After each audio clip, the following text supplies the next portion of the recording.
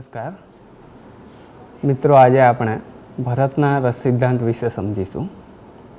ભારતીય સાહિત્ય મીમાંસામાં એક પ્રશ્ન ઉદ્ભવ્યો, સાહિત્ય કે કાવ્યનો આત્મા કોને કહેવામાં આવે છે?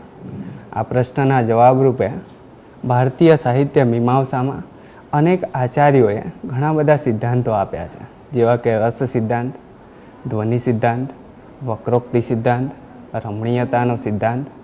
આ બધા સિદ્ધાંતોમાં સૌથી પહેલો સિદ્ધાંત આચાર્ય ભરત મુનિએ રસ સિદ્ધાંત આપેલો છે. નાટ્યશાસ્ત્રના કરતા એવા ભરત મુનિએ તેના 6થા અધ્યાયની અંદર સૌ પ્રથમ રસસૂત્ર આપણને આપ્યું.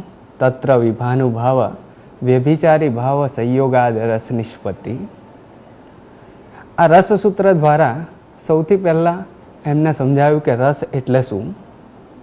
કાવ્ય કે નાટક વાંચવાથી, જોવાથી કે સાંભળવાથી શ્રોતાના હૃદયમાં આનંદની જે લાગણી ઉદ્ભવે એને રસ તરીકે ઓળખવામાં આવે છે. ત્યાર પછી તેમને આ રસસૂત્રની અંદર ભાવ વિશે આપણને સમજૂતી આપી.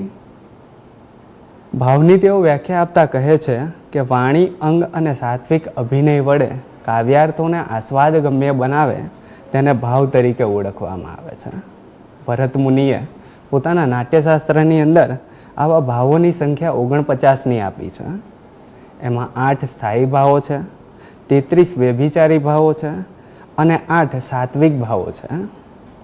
ભાવ વિશે સમજૂતી આપ્યા પછી વિભાવ વિશે ભરત મુનિ આપણને સમજાવે છે. વિભાવનો અર્થ આપતા તેઓ કહે છે કે કાવ્યાર્થોનું વિશેષ રૂપે જ્ઞાન કરાવે તે વિભાવ.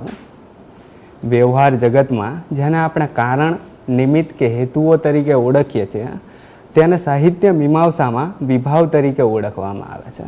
આવા વિભાવના ભરત મુનિએ 2 પ્રકાર પાડ્યા છે, આલંબન વિભાવ અને ઉદ્દીપન વિભાવ.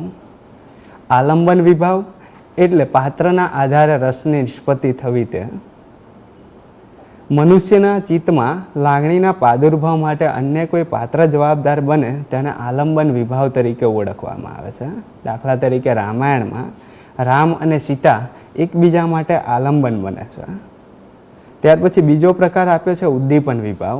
ઉદ્દીપન વિભાવનો અર્થ આપતા ભરત મુનિ કહે છે કે આજુબાજુનું વાતાવરણ અમુક વસ્તુઓ જાગ્રત ભાવનું ઉદ્દીપન કરે છે, જેમ કે રતિભાવ જાગ્રત થવા માટે ઉદ્યાન, એકાંતનું વાતાવરણ, વસંત ઋતુ વગેરે ઉદ્દીપન વિભાવ તરીકે કામ કરે છે.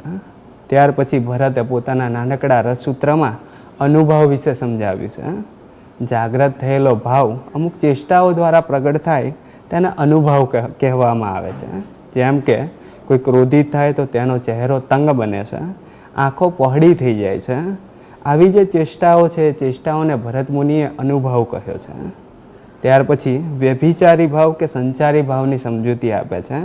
સ્થાયી ભાવની સાથે જે અનેક ક્ષણજીવી ભાવો આવીને મુખ્ય ભાવને પોષીને જતા રહે છે તેને ભરત મુનિએ વ્યભિચારી ભાવ કે સંચારી ભાવ તરીકે ઓળખાવે છે.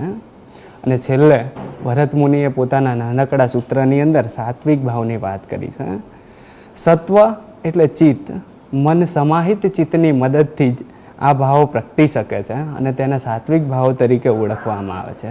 સ્તંભ, સ્વેદ, રોમાંચ, સ્વરભંગ, વેપતુ, વેવણ્ય, અશ્રુ અને પ્રલય એમ કુલ 8 સાત્વિક ભાવો છે. આમ ભરત મુનિએ સૌથી પહેલાં આપણને આ રસ સિદ્ધાંત આપ્યો છે. આ જે રસ સિદ્ધાંત આપ્યો તે ભરત મુનિએ નાટકને કેન્દ્રમાં રાખીને આપ્યો છે. પણ ત્યાર પછી અભિનવ ગુપ્ત નામનો વિવેચક આવે છે અને તેને સમગ્ર સાહિત્ય માટે આ રસ સિદ્ધાંતને એના આત્મા તરીકે પ્રસ્થાપિત કર્યો છે. Thank you.